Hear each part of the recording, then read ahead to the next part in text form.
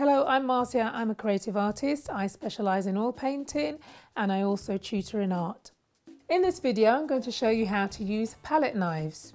I've got two here, one very small diamond shaped one and another longer shaped one, which I find is much easier to use for basic application.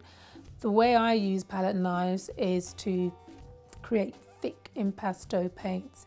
To scrape up paint, mix paint, blend paint on my palette, and also blend paint and mix paint on my canvas. Very, very useful, and the more you use them is the better you become. So within the landscape, I used these two palette knives. I used the larger palette knife to create bold areas of thick impasto white titanium paint.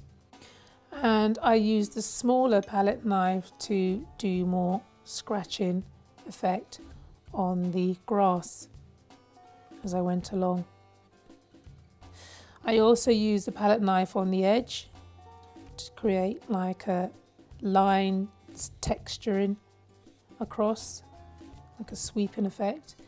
And I used the longer palette knife to do a similar thing as well.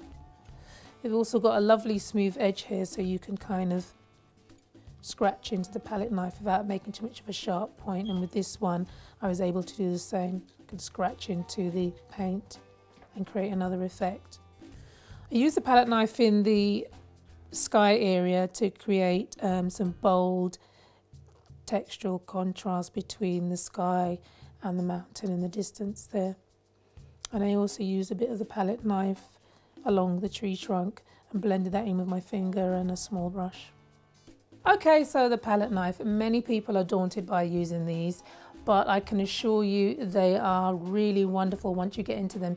You just have to really go there and practice and play around and see if you can create lots and lots of shapes and textures and marks and play around with mixing the paint. Once you start doing it, you find you won't be able to stop. There are so many different designs that you can use.